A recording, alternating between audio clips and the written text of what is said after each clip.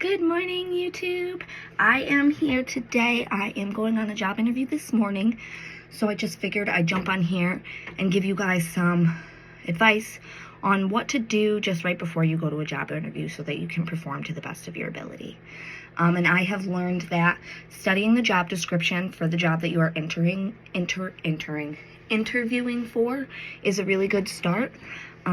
Making sure that you know like what the company does, what their benefits packages are, what the job role itself is, like what you're supposed to do if they hire you. I just touched base on that myself this morning, and that way, you know, you can advocate for yourself in the best way possible to get the job that you're interviewing for. You know, if you go in there and you just kind of wing it, they're going to be like, well, this person has no structure. There's no really like method to their madness. So they're probably going to look over you because you're not going to stand out from the other candidates. Most people don't sit and read the job description before they go on an interview, and I think it's a good thing to do. Another thing I do before I get there, well, I'm going to do this time, I've watched a video last night on this, how to prepare for an interview, and write down 3 questions that you would have for the employer based off of the job description that you've read, you know. So I wrote down a few questions and I just put them on a little sticky note for myself, and I'll bring that with me into the interview, because they always ask you at the end, well, do you have any questions for us? And you want to ask at least one question, because it shows that you're interested in the position, not that you're just there because you have to be there, you know. But I wrote down 2 questions that I have for them about the job. The job is an administrative position that I'm interviewing for. I've never worked in admin. I've always been on the clinical side of everything. It is a health insurance / long-term disability / leave of absence insurance place. It's for Guardian. So I'm really excited about it. It's only like 10 minutes up the road from my house, so that's really cool. But, you know, preparing for your interview, take the time in the morning before you wake up, shower, get dressed, put your best self on. You know, I did my makeup. I don't ever do my makeup, really. I did my makeup this morning. I made my cup of coffee. I showered. I got dressed. I'm here reading my job description, coming up with my couple questions. Also, write down some references, because yes, you put references on your resume, but sometimes they ask for additional references.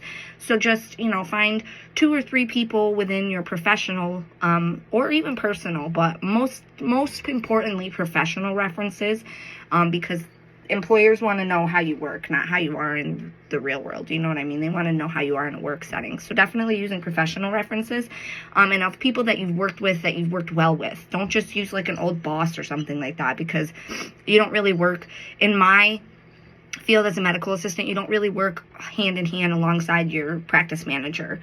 You know, they kind of handle the practice side of things, and then you have a clinical supervisor and you work more with her.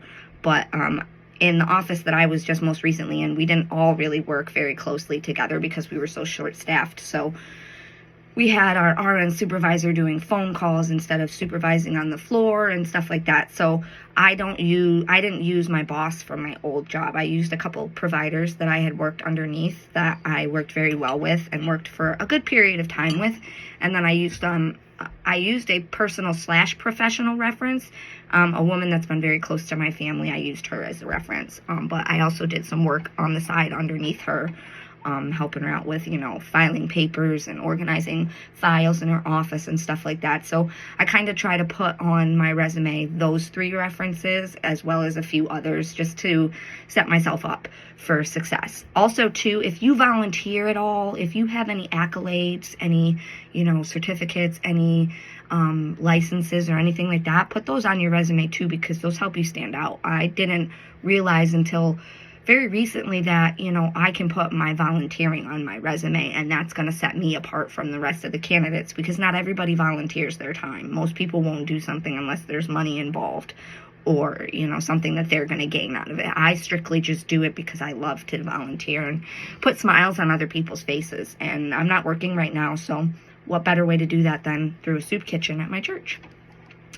But yeah, that's where I'm at this morning. It's just going to be a quick video. Wanted to jump on here and give you guys a few little tips and tricks about how to perform in an interview. So, you know, read your job description, write down a few questions, write down a few extra references, and you'll be golden. I've been on 4 interviews that I've done the same exact thing, and 1 is a potential, but I want to make sure that I have a definite. So hopefully, fingers crossed, I get a call back from that potential today and it turns into a definite. But if not, I'm going to keep my options open, keep going on the job interviews, representing yourself in the best way, and sooner or later, one of them will pan out. So I will see you guys later for my daily devotional video. I will post the verse of the day here soon. And yeah, we'll get it rocking and socking. I don't know why I said that. We'll see you guys later.